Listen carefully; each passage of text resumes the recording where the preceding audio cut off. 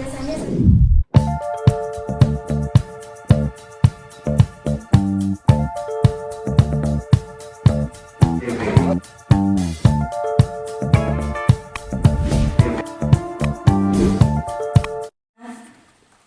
saya Lestiani, dikenal secara profesional sebagai Lesti Kejora, menyampaikan pernyataan ini dalam kapasitas sebagai saksi dari para pemohon guna memberikan gambaran nyata mengenai permasalahan hukum yang dihadapi para pelaku pertunjukan, khususnya penyanyi, dalam pelaksanaan kegiatan pertunjukan musik di lapangan yang kerap kali berujung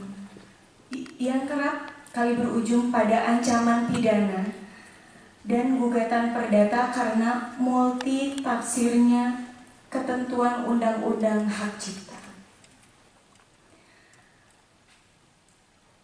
Sekitar pada tahun 2016 hingga 2018, saya pernah membawakan lagu yang berjudul Bagai Ranting Yang Kering yang diciptakan oleh Bapak Yoni Mulyono alias Bapak Yoni Dores.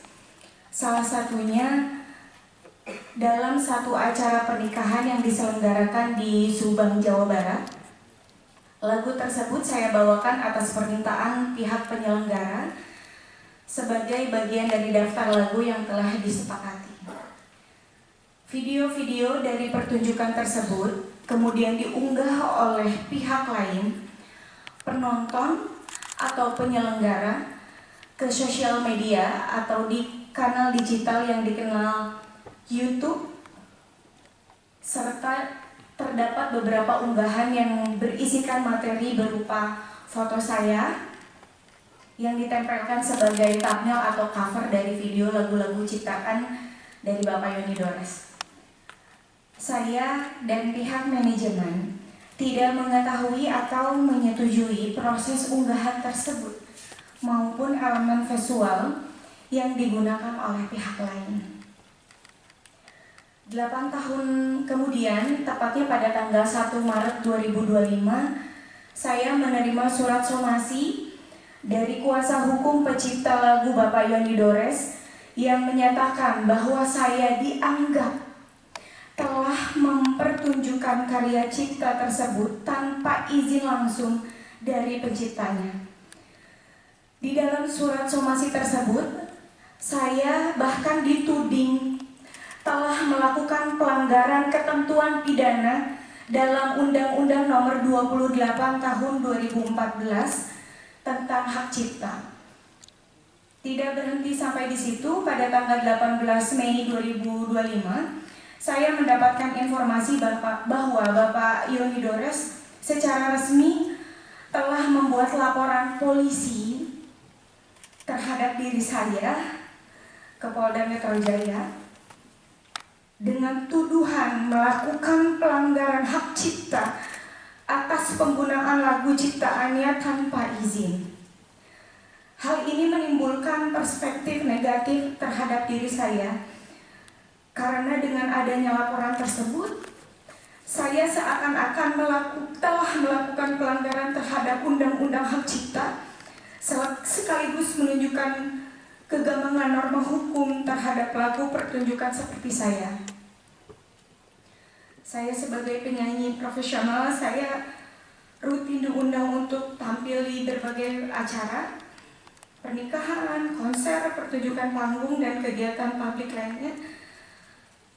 Dalam praktiknya, daftar lagu yang saya bawakan selalu disusun atas permintaan dari klien atau pihak penyelenggara acara.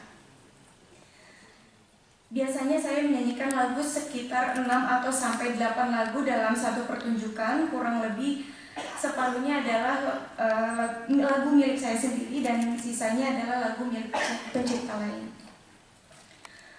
Bahkan tidak jarang perubahan daftar lagu terjadi secara spontan di tempat atau atas permintaan klien. Pentingnya untuk saya tegaskan bahwa saya tidak pernah mengurus langsung perizinan atau pembayaran royalti atas lagu-lagu yang dibawakan, karena saya sebagai penyanyi profesional, saya hanya menjalankan tugas untuk memberikan jasa tampil atau pertunjukan sesuai kesepakatan dengan pihak yang mengundang saya. Sebagai penyanyi, saya tidak memiliki akses maupun kapasitas untuk mengetahui variabel-variabel komersil yang menjadi dasar perhitungan royalti seperti jumlah penonton, harga tiket, atau skala dan kategori acara sebagai yang dipersyaratkan dalam sistem lisensi yang berlaku menurut peraturan perundang-undangan. Somasi yang saya terima disertakan laporan pidana yang dibuat oleh pencipta lagu merupakan bentuk nyata dari kekaburan norma dan ketidakseimbangan posisi hukum antara pencipta lagu dan pelaku pertunjukan. Hal ini memperlihatkan betapa lemahnya perlindungan terhadap hak terkait, khususnya bagi pelaku pertunjukan seperti saya, yang sebenarnya hanya bekerja sebagai profesional berdasarkan kontrak kerja dengan penyelenggara acara.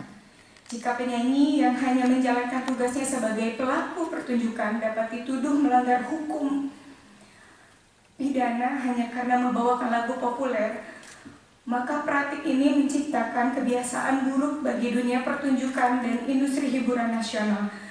Bahkan dalam kondisi di mana lagu dibawakan secara sah tanpa eksploitasi ekonomi pribadi atas lagu tersebut, ancaman pidana tetap dapat digunakan secara sepihak oleh pencipta. Dan bahkan sampai saat ini, izin yang mulia, saya masih digantung sebagai terlapor dan itu sangat berdampak negatif sekali kepada saya selaku. Ini tambahan ya.